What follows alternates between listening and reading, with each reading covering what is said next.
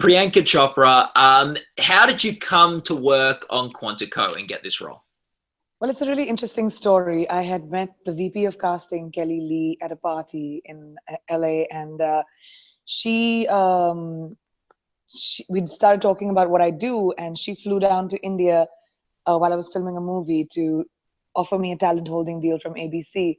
I was curious. I must say that I was a little skeptical about television initially because I'd never done TV, and that too in another country. But it seemed like something interesting, so I came over to LA. They gave me about 26 scripts to read. I read everything very diligently, did my homework, and picked three. Quantico was one of my top favorites. And I'm really glad that it, because it was not written for an Indian girl, but I'm glad that when I went into the audition and met everyone, it was my first audition of my life. So I was really nervous. And I went in, and I'm really glad it worked out. And Josh and my producers liked me, and I liked them. And it just worked out. So, like, that's crazy. It's your first ever audition for the lead of an ABC show, and you got it. Like, I know. Talk us through that audition. Like, it was the scariest moment of my life. So the auditioning process, for people who don't know, is very sterile. So it's like 5 people sitting in front of you, and you just stand in front of I don't know, a backdrop with a video camera in front of you, and you just got to act out a scene. It's really strange. I've been in about 48 to 50 movies, and I've been on movie sets, and I've performed in front of a gazillion people, because in India it's, I know. work. And did you lose me? I've lost your video. Well, you're back. Okay. So it was really, really scary to get used to the whole thing. And I remember there was a moment before I went in, I went to the bathroom, straightened my hair out, and it was like a movie scene. I've done so many features. What am I afraid of? My hands were sweaty and I was nervous. And I went in there and I did what I do, and thankfully it worked out. Yeah. What scene did you have to do? Do you remember? Yes, I do remember, because I did that scene 100 times. It was the scene from the pilot where I literally break down Ryan's character after we've been doing the hanky panky in the car, and I tell him he's not my type. Well, let's talk a bit about what's your favorite part of Quantico, because it's in some ways there's action, there's sort of thriller elements, political elements, relationship what's your favorite part of the show? What I love about the show is that it's an amalgamation of all of those things that you just said. It's quintessential television, it's pop culture, but for me, what I love about Alex is she's just an emotional roller coaster. There's so much that happens to her all the time in every episode, and she's blindsided by almost everything. To be able to deal with that is very difficult. Also for me, to be an Indian girl from India and come to America and convince America that I'm American, that was hard, to get the accent, the body language, just all of that down, really. That took a lot of work from me. What has it been like? You haven't been in a television series before. Most, if not all, of your film work was done in India. What is that like, being in an American television show, just the way it's done and sort of fitting into that very sort of new working environment for you? I think, filmmaking across the world is pretty much the same. The same kind of chaos, standing outside your trailer and saying, come on, we got to go, we got to make our days, and producers freaking out if you're getting late. So it's pretty much the same chaos. But what was different for me was television versus features. Features are a little bit more languid. We do 2 scenes a day. It's a little bit more chill. TV is 9 scenes a day and 16-hour days, which was not something that I was prepared for. Nobody told me about it. And that took me a little getting used to. It's a lot of hard work, and especially Quantico, because we have almost about 90 to 100 scenes in every episode and just 8 days to finish it. So it's a lot of work. Let's talk a bit about your character, Alex Parrish. What do you think makes her tick? What do you think her sort of main driving sort of motivation is? I think she believes that she can change the world. And she came into the FBI because a lot that happened into her life, her father dying and everything that has affected her. But more than anything, I think she's someone who believes, she has integrity, she's extremely honest, and she has utopian drive, youthful utopian drive, that the world can be a great place, and I can be one of those people who'll help save lives and save people. And but she's also extremely, I think she protects herself. She's caged, she's closed, she doesn't let anyone in, because survival sort of kicks in for her whenever in her real relationships. And she's fearless. She's just fearless. She'll go anywhere, she'll do anything. She's not afraid of anything. I wish I could be a little bit more like her, actually, unapologetic completely. So you're not fearless? I get scared, but Alex doesn't even think about her fears. I mean, I'm fearless in terms of I go out there and I do things which are new, but I have my moments in the bathroom where I have to tell myself that, all right, you can do this. But Alex just puts on her heels and runs. She doesn't need the bathroom scene to talk Yeah. herself into doing it. Yeah, she's ready. Yeah, she's ready to go. What's your favorite scene of season 1? There was this one scene where Alex was completely blindsided. It was after Natalie Vasquez's death. She, saving the world and everything, being running after this terrorist. She never thought the people that she cared about, or even people around her, would be so close, would be able to affect her personally. So when that happened, I think she completely broke. And there's a scene where I go to Ryan's house and I bang his door down. And I remember we just did it in about 3 or 4 takes, and couple of cameras. And because it was such an organic moment, it was just me saying whatever I had to say and feeling what I had to feel. And it was very high on adrenaline and edgy. And I think that was one of my favorite scenes, because there was a lot of improv and just more feelings than lines. What did you improv much on the show?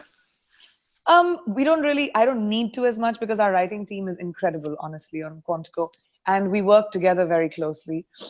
Josh and I are always talking about what Alex should do and what she should be. But whenever there's a moment where I get stuck, I call him up and then we discuss what I want to change and how I want to change it, or what I think should be happening, and that happens. But our writing team is extremely open to ideas, and which is why it makes it so much of a collaboration.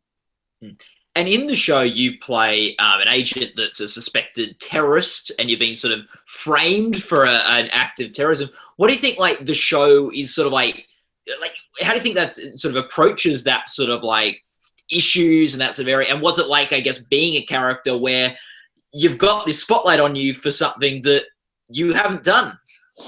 I think what I love about this show is that it calls out these kind of things. And I say in one of the episodes that, somebody asks me, why do you think you were framed? And I say, because in this country, it's easiest to frame a brown girl. And when I read that line, I remember calling Josh and I'm saying, wow, we're actually going to say this? To actually call it out it's a big moment, because there are so many people in America that get stuck in a situation where they're racially profiled, and because of being from a certain part of the world, or looking or a certain way, or having a certain color of the skin, you're presumed to be. It happened to me so many times. I was called an Arab terrorist, just for doing pop culture entertainment. So I love the fact that the show calls these things out and hits the nail on the head, and talks about, breaking down barriers. Like, I don't remember the last time I have, on at least television or even movies, seen an Indian character, first of all, headline, a girl especially, headline a show or a movie. And second of all, something which is completely out of the box and not stereotypical of what an Indian Bollywood actor should be. I'm not coming out with jewelry on my face and breaking out into song and dance, because that's not all actors are around the world. And I'm so glad that ABC found me a show which hits the nail on the head and says, you know what, this is just an actor, and watch her for what she does, and playing a character that's just written for a character. And I think that was a big breakthrough. Was there a fun moment on set from season 1? Oh my God, yes. Oh yes. The Christmas episode was my favorite, because you know, when you're trying to save New York or trying to save the world, you don't really get around to hanging out with your friends and looking pretty and wearing, you know, heels and getting dressed up. And the Christmas episode was a lot like that. It was very, you know, all the girls were hanging out and we went to a party and we all got dressed up and there were giggles and there was laughter. Uh, it was that kind of scene, but I really enjoyed that. That was a fun episode. Mm. And who's the funniest actor on set? Well, I would like to say Graham Rogers, who plays Caleb. He's just forever Snapchatting. His camera comes on in front of us whenever we're not prepared for it, and I think he's hilarious. And I think the boys in general, whenever they get together, which is Josh, Jake, and Graham, they're just a riot. I don't even, they entertain themselves, and while entertaining themselves, they entertain us tremendously. They're a walking, talking reality show. Oh, that's good. And what do you find with this role? There's so many different types of scenes you have to do, from love scenes to fight scenes and all that. What do you find the biggest challenge as an actress? To be able to go from one to the other, especially because we have two timelines. We're in the future and in the past, and Alex is pretty much predominant in both of them. So I think for me as an actor is to keep up with both, because we shoot them simultaneously. Yeah. We don't shoot like one day of flashbacks and then one day of flash forward. We go from flashback to flash forward depending on the locations. So to keep the graph of what is happening to Alex and to keep track of that, and yet to be honest to all the characters that I'm playing, all the scenes that I do, is I think that's the really difficult part of doing this, to break down Alex and what in such a fast pace is very challenging. Yeah, and I think like I was talking to someone else today who's acting in a show, and they said the thing that people don't appreciate most about shows, and the most about sort of maybe actors in some ways, is that the things aren't shot sequentially always. So you might be shooting one episode one day, and you might be going a bit back and forth between episodes depending on location shoots and all sorts of things like that. And he said to actually get yourself in that headspace of having to, and you have just about 15 minutes to do it. You don't even have time to do it, and especially our show, because it's not one timeline. So within the episode, not even different episodes, I'm talking about within one episode, we're shooting timelines which are a year apart, and you go from one scene to the other and just have about 10 or 15 minutes to get into that headspace and to be able to perform. It's extremely challenging. My scripts are that fat for every episode, because I have notes to remind myself where I'm coming and going. I imagine also you probably have to get like a wardrobe change and makeup, While you're doing wardrobe and makeup is when I'm doing lines and reading my script and figuring out where Alex came from and where she's going, while someone is dressing me and putting my pants on and someone's fixing my hair. So it's chaos. Chaos, but like it's exciting, right? Like, yes, there's a method to our madness. Yeah. We get there, but it's the best job in the world. I mean, I'm so fortunate as an actor to be able to do something which you know, how many people get to wake up in the morning and say, yes, I'm going to work. I get to do that every day. And you got a second season, so you're coming back. What are you excited about for season 2? Hello, you're back. Sorry. That's okay. I'm back. It's India. That's what happens when you do. Yes. Yeah. Mental calls. That's what happens. Yeah. Yes. Is what. So, what are you excited about for season 2? Well, I just hope Alex catches a break. I doubt that's going to happen, but I hope that happens. There's so much that happens to her all the time. But I'm excited. I have a feeling I'm going to be in the CIA. Yes. Yeah. There we go. From Quantico to Langley. Yeah, and that'll be fun, like getting to explore a new environment. Yes, completely. And what I love about the second season is it starts afresh. That it's not the same thing. So it almost feels like a really elongated movie. And now I'm going to another movie with the same cast who I love, with the same crew that I love, and we're going to be filming the show in New York. So it'll be very exciting. The streets of New York are going to be my sets. Oh, that'll be fun. And when did you shoot the first season? We start July 11th Nice. in New York City. Oh, very cool. Yeah. Because anyone in New York, keep your eyes out. Sorry? Anyone in New York can keep their eyes out. See all you guys running around. Yeah, anyone can. Any fan of the show will see us. If there's a traffic jam, I mean, it could happen just because it's New York also. Yeah. But if there's a traffic jam, you should know that there's probably a few agents running around pretending to be FBI from Quantico. Yeah. One more question, Priyanka, and what's your favorite song in the jukebox behind you? This is my new acquisition. Yeah. It's an Elvis Presley collector's edition, but I'm still trying to because I'm trying to find CDs. It's really hard to find CDs. But I have like a little bit of old rock. I have Guns N' Roses. I wanted the jukebox to be a little bit like that, like Nirvana and some fun things like that. But I also have David Guetta and Beyonce. So. Yeah. That's good. I had to explain to a kid the other day what a record was, and I said, "Oh, right? It's sort of like a large, round, black MP3 file." That's a great explanation. Yeah. I bought myself a record player now, but there's some really cool LPs which you can play like new music on it, just for the sake of being retro. Yeah. No, very in at the moment.